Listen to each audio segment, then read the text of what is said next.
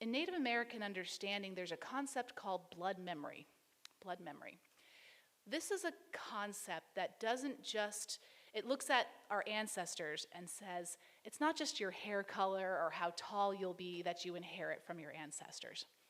Rather, you inherit so much from your ancestors from 7 generations behind you, and you are influencing 7 generations beyond you, with especially things like practices of spirituality. They talk about it almost as though it's like DNA, right? Like you pass on your spirituality to your ancestors, and they don't just mean that in a tangible blood way, even though it's called blood memory. They mean it in the way that you are with your people, your community, so that you can be an ancestor to somebody you're not even related to, and then you can have an ancestor who's not related to you.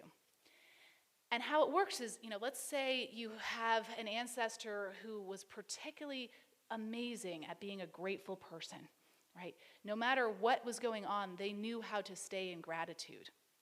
That means that you have that within you as well, that your ancestor has given that to you. Now, as beautiful as that sounds, you might say, well, that sounds like a nice idea, but does it work? Is that true? Well, modern science is finally catching up to indigenous wisdom. Many of us have heard in the last few years about intergenerational trauma. I'm seeing some head shake. Intergenerational trauma and epigenetic studies take each human being and who they study, and they look at the DNA patterns and signatures from at least 3 generations. I think eventually they're going to catch up to Native Americans and do all 7. But what they have found is that if your ancestor, let's say your grandmother, had a truly traumatic event happen to her, it actually changes the way the DNA works in the body, down to a cellular level. The way hormones move in the body are changed, the way the organ functions change, the way people are able to make connections change, and it's like almost a 360 thing that happens to the body. There's a great book on trauma called The Body Keeps the Score. And that's because it actually does live on a cellular level.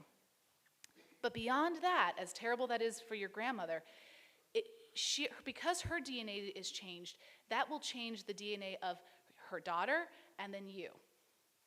So the people who have trauma in their background actually have that passed on a cellular level. And those people tend to be more prone to PTSD, depression. Suicide rates are higher. It's that much of a huge change can be passed down.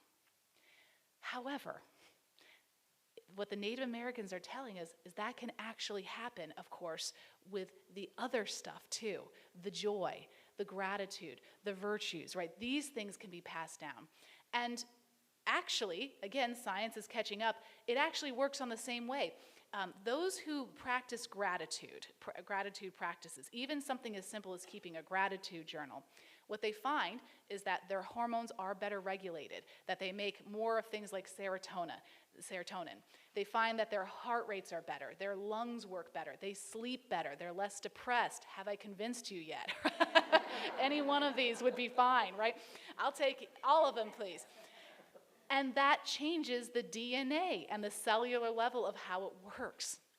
So when we're saying that these spiritual practices matter, we mean it on a cellular level so that you are changing yourself, and then that gets passed on as well. Isn't that incredible? These are powerful, powerful things, and that we actually have to, I think, it's not just think about, but practice to the point that we are making a deep, deep difference.